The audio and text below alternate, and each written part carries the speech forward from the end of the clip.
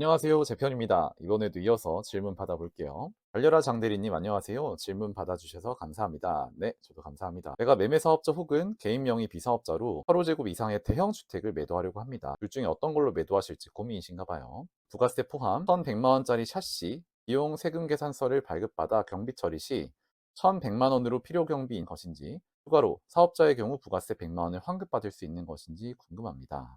일단 부가세 환급을 받을 수 있는지 판단을 하기 위해서는 이 매도하시려는 주택이 부가세 대상인지를 보셔야 돼요. 부가세 대상이면 부가세를 환급받을 수 있고요. 부가세 대상이 아닌 8호제곱 밑으로 84 혹은 59제곱미터의 주택을 매도할 경우에는 부가세를 환급받을 수 없어요. 현재 장대리님께서는 대형 주택을 매도하시기 때문에 부가세 100만 원 환급받으실 수 있습니다. 그리고 1,100만 원 중에서 부가세 100만 원을 제외한 1,000만 원만 필요 경비로 인정을 받게 돼요. 만약에 100만 원 환급을 못 받게 되면 그 100만 원까지 포함한 1,100만 원의 경비 처리를 할 수 있지만, 이 경우에는 부가세를 환급받기 때문에 1,000만 원만 필요 경비로 인정됩니다. 두 번째, 매매 사업자 관련 질문 아니지만 답을 찾기가 힘들어 여쭤봅니다. 저 이런 질문 대환영입니다. 많이 많이 여쭤보세요. 개인 명의의 경우에도 똑같이 세금 계산서 발행을 통한 필요 경비 인정과 부가세 환급이 가능한지 궁금합니다. 일단 첫 번째, 샤시 같은 경우에는 자본적 지출액이라고 해서 개인 양도세 계산을 할 때도 필요 경비 인정이 됩니다. 그리고 부가세는 개인은 절대 환급받을 수가 없어요. 안 됩니다. 우리 식당에서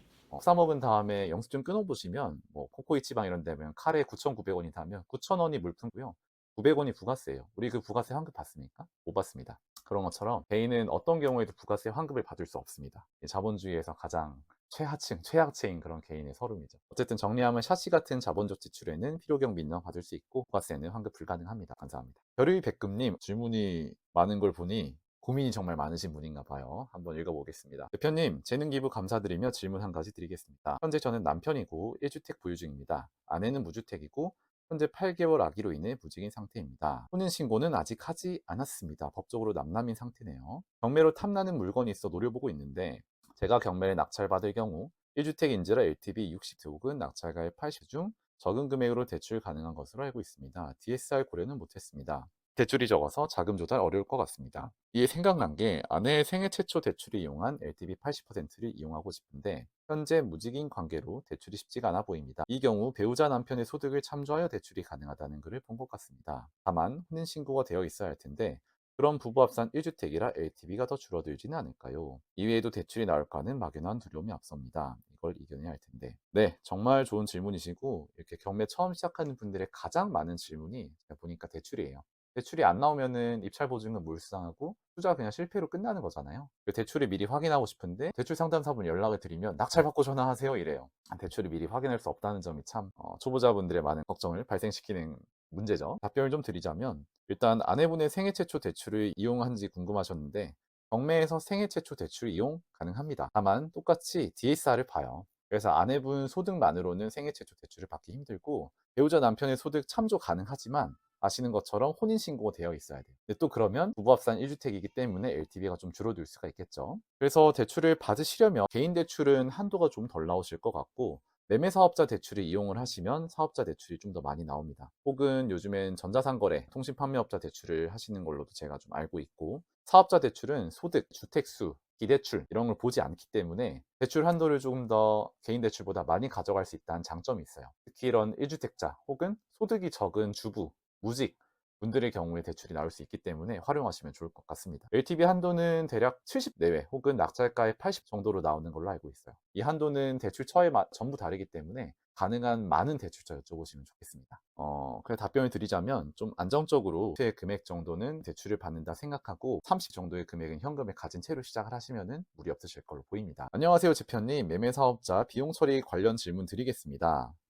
아직 5분이네요. 네, 7개 질문 한번 답변해보죠. 낙찰 후 매매 사업자를 냈고 경락 대출을 받았는데 금리 조건이 더 좋아서 사업자 대출이 아닌 개인 근저당을 받았습니다. 잘하셨습니다. 낙찰 물건지로 근저당 대출을 받았기 때문에 비용 처리 가능할 줄 알고 받았는데, 이런 경우도 대출이자 및 중도상환 수수료 비용 처리되나요? 네, 됩니다. 대출 종류가 근저당 대출이든 사업자 대출이든 간에 해당 부동산을 담보로 대출을 받으면 대출이자랑 중도상환 수수료는 비용 처리가 돼요. 신용대출은 선생님께서 그 부동산을 사는데 비용을 썼다고 하더라도 그 부동산으로 담보대출을 받은 게 아니기 때문에 비용 처리가 안 됩니다. 아시겠죠? 가능합니다.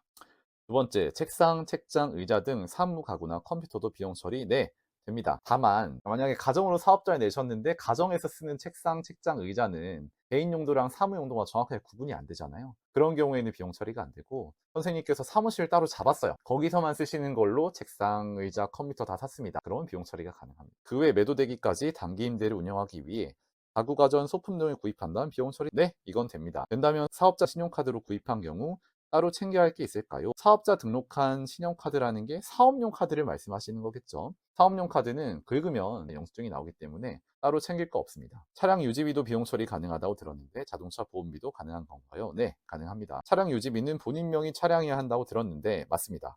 그 외에도 비용 처리 시 챙겨야 할 게 있을까요? 없습니다. 세무사님 소개도 부탁드립니다. 네, 블로그 비밀 댓글로 연락처 남겨주시면 세무사분 연결드리겠습니다. 질문 수에 비해서 간단한 질문이라 금방금방 끝났네요. 잘 여쭤봐 주셨습니다. 다음, 혹시 매매사업자 관련은 아니지만 부동산 관련 질문도 받으실까요? 네, 받습니다. 1가구 2주택 관련 세금과 관련된 내용이 궁금해서 질문드립니다. 저는 1주택자입니다. 이 주택을 취득할 당시에는 세대 분리 상태였으나 1주택 소유 중인 부모님과 합가를 하셨습니다. 이러면 안 되죠.